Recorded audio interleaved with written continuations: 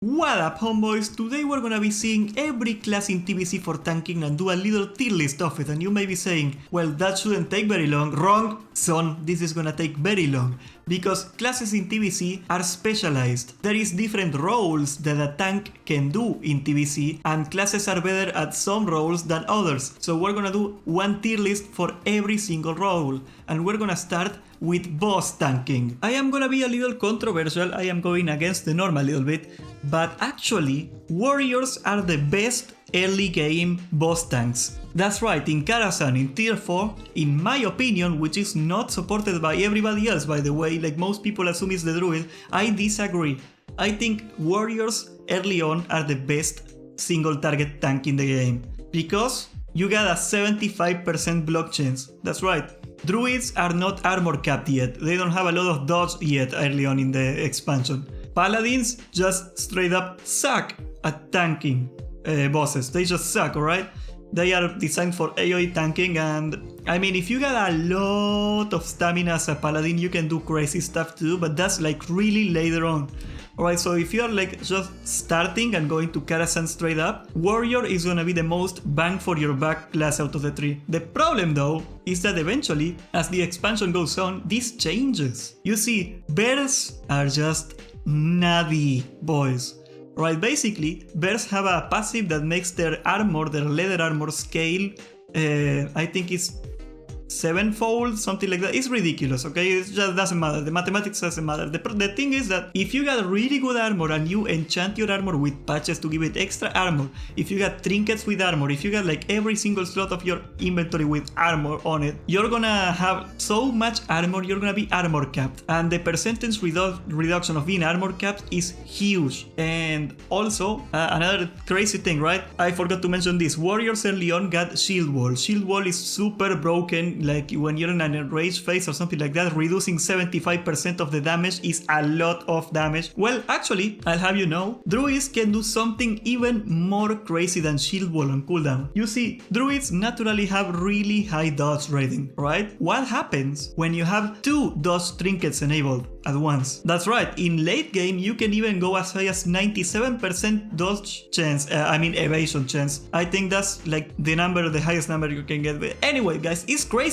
Like imagine if you dodge 97% of the hits. Yeah, that's right, late game druids are just nutty. Also, there is this mechanic in TBC, crushing blows. There is a chance that the boss is gonna do extra damage on a hit, and early on you can just be immune to it by stacking evasion items, but eventually it becomes impossible. Like there's always gonna be a tiny chance that they're gonna do extra damage to you, and that damage is really hard to survive for most classes, but not for druids, because druids are designed to not be able to do that, to survive the crushing blows. Sorry, they are designed to not avoid the crushing blows, so they actually have the HP and armor to survive them naturally. And you know, if there's a chance that a crushing blow is gonna happen, druids naturally are gonna be better than warriors or paladins. So yeah, early on the warrior is the best, later on the warrior I would say is the second best, perhaps the worst, even if you're like talking really late game, where paladins get a little stronger than the warrior in my opinion because of all the stamina scaling and whatever. Overall, I'd say the paladin is more or less the worst single target tank in the game. It doesn't mean it's impossible to single target with a paladin, it's just a lot harder, and that's about it. Alright, moving on though, we're gonna go with something a little nuttier, what I like a lot to do. And you're gonna be able to guess what class I'm gonna play this time.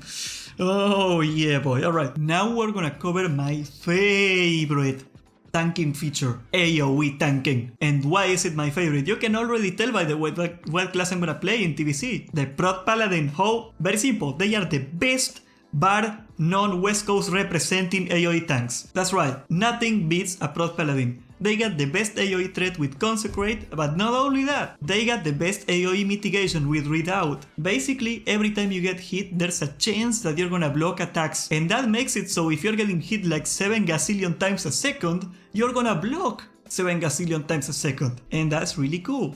Meanwhile, warriors, which are like the second best, they are competent at like medium-sized pools for the trash, like it's not catastrophically bad if you get a warrior tank in the trash. They can only pop shield block, and shield block only works for the next 2 hits. That means that they do not do well when they are getting hit by a lot of tiny hits at once.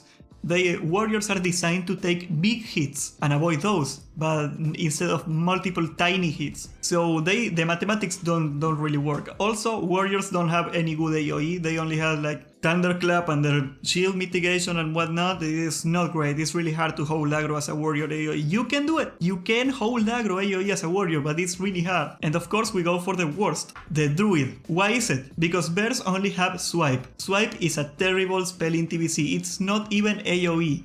It's just I think 4 target attack or 3 target, depends, I don't remember. It's a limited target ability. You cannot even use it as an AoE to gain threat, and as such, it is really hard to get threat as a bear druid AoE. Also, your mitigation for AoE sucks, because you only rely on dodging, and that's not a lot of percentage, especially early on. Also, that means that druids are designed to mitigate the hit that they take. They are not designed to avoid getting hit like a warrior with the shield or a paladin. And when you're getting tiny little hits but thousands of them, it doesn't matter if you're getting 30% less damage of every hit.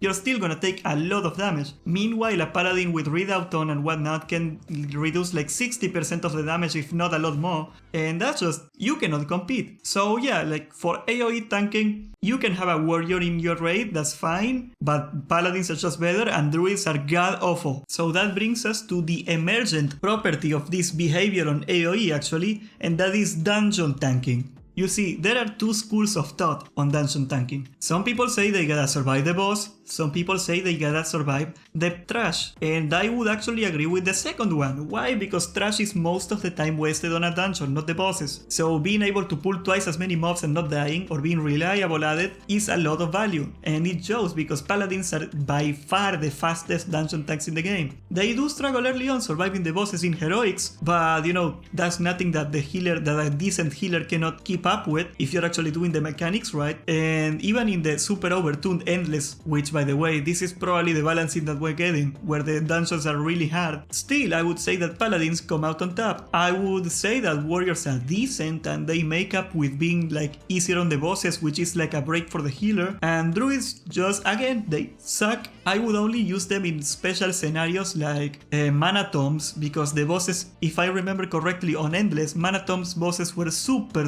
duper overtuned, and they also had a silence, so you know, druids thrive in that scenario. They don't have casted spells aside from, I think, Fairy Fire. Yeah, Fairy Fire is one. Okay, that's the only spell they lose if they get silenced. Meanwhile, paladins are ruined if they get silenced. That's why also you cannot use two paladins on Karazhan. Like, Maiden is really annoying for that one. Overall, I would not take a druid outside of like super overtuned stuff where surviving a boss is impossible, just because paladins or warriors are more efficient, especially if you stack it, right? Because if you get like a random composition, it's not a big deal, but if you get like AoE classes like a mage and a warlock on your party, having a paladin is so much more value. You triplicate the damage because they can just go all out. A warrior cannot keep up with a warlock spamming Seed of Corruption, but a paladin can, a good one at least. Now for raid tanking, we got a problem. For Karazhan it's easy, you just get a protection paladin and whatever else you want, it doesn't really matter. If you get a warrior, it's a little easier early on, but any class can main tank Karazhan, even paladins, even though I don't recommend it. The problem is 25 mans. You, for most of the raids in TBC, for most of the encounters, you only need 2 tanks, 2 specs. And you could say, because you know, the best single target tank is the bear, and the best AoE tank is the protection paladin. Actually, you're right, but it brings a second problem that you don't see. The glaring weakness of the protection paladin is that they absolutely suck at being second on the threat list. They are really bad at holding aggro if they are not being hit. And a lot of bosses in TBC actually have a mechanic where they will do damage to the second highest threat in the threat meter.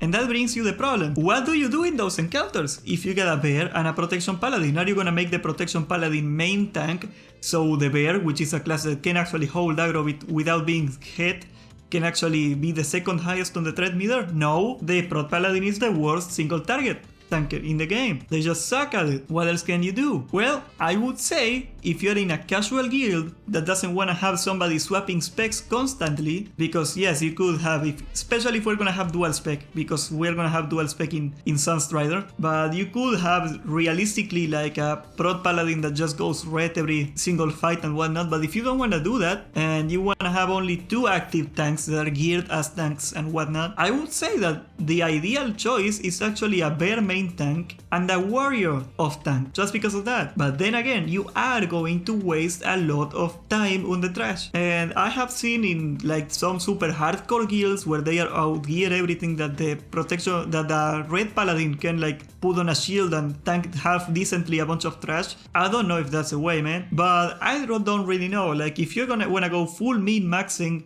you will need like a protection paladin. Actually, if you're like a super min-maxi composition, you're gonna have a lot of warlocks, and that's gonna mean a lot of AoE, and if you're gonna have that, it's gonna be pretty much mandatory to have a protection paladin on the roster.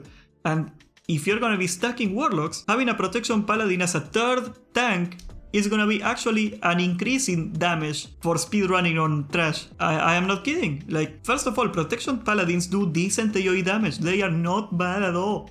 Like, they do better than a lot of DPS classes on AoE, alright? Especially like shamans or something like that. And being able to have your warlocks go all out, balls deep into the trash every time because the prot paladin can hold aggro and survive big pools, you know, there's a lot of value you could find in that. So I don't really know. Like, if you just want to take it easy, not have a lot of logistics and not deal with people changing specs, I would say bear warrior. But if you like wanna go ham and you don't mind losing a DPS for the bosses, which, you know, if you're like late into the expansion and people are a little overgeared, I would say it's worth it to have a 3rd tank as a prot paladin. Just keep it that way. Or maybe now that we got dual spec, you can actually justify having a prot paladin that goes red in encounters. That is perfectly viable too. I don't know, it's up to you. Basically almost anything works really. And you know, even a prot paladin can main tank, or most, not all, because there are some silence mechanics that really screw prot paladins in some raids, but almost every fight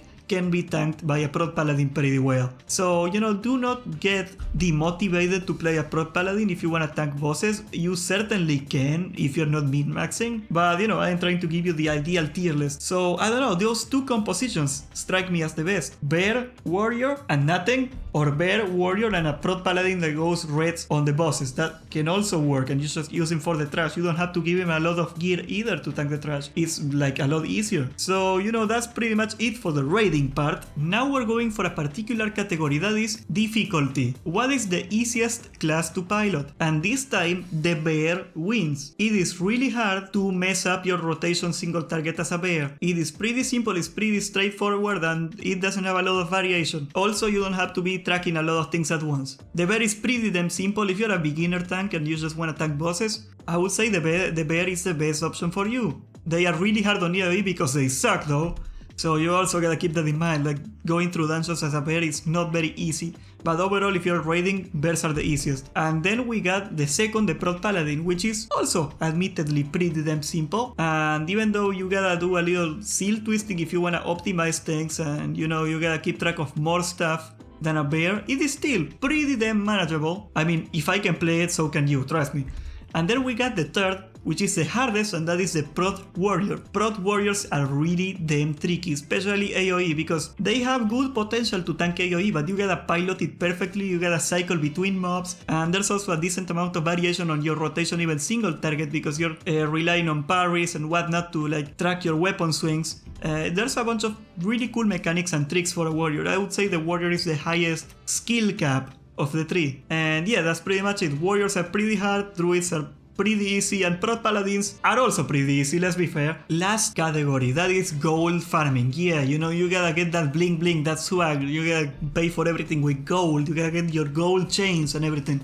And that is complicated, because yes, you know, it is not contested that the prot paladin is the best gold farming spec early on. Why? Because prot paladins can literally print gold. That's what they do. they go to a dungeon or maybe on the overworld and they just get a bunch of crap from low level mobs and they just AoE farm them and vendor all the trash and they create gold for the economy. And when the server is fresh, that is great because gold is very expensive. It's not inflated yet. The problem arises though when gold gets inflated. Prot paladins slowly over time lose their, let's say, buying power as the expansion goes on. And that brings me to my second best gold farming class in the game, which is, funnily enough, not the warrior, it is the druid. Why? Because they have flight form and they can do professions very efficiently. Even though they suck at almost everything except tanking bosses, they can get mining and gathering and herbing, you know, very fast, and that makes them very damn efficient.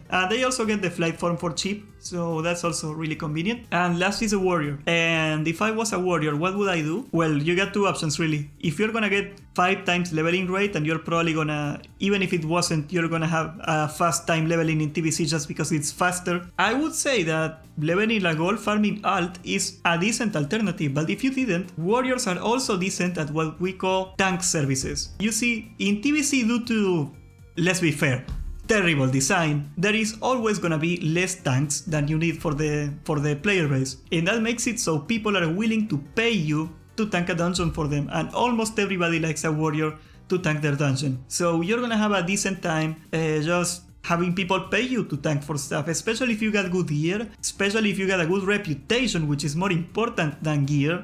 People are gonna be happy to pay you to do their dungeons for them, just to tank them. And you know, if you're good enough at your class, a warrior and also a prot paladin too, a warrior can carry a group of bad players to a heroic dungeon. Like as long as he's getting healed most of the time, a warrior can power through like bad DPS, everything like that, like people pulling aggro because they are dumb. A warrior, if you are very good at the game, you can nullify most of those problems. Alright guys, but that's pretty much it. That is the entire TBC tanking tier list. If you wanna see me do a tier list on some other thing, you know what to do. Just tell me in the comments, right? I'm waiting for you. Tell me. Come on, what are you afraid of? I don't bite. Go! Thanks for watching. If you like this video, please subscribe and hit the notification bell for we got a lot more coming. If you wanna support the channel, check out our merch in the description down below, and above all, behave and have a great day, homeboys.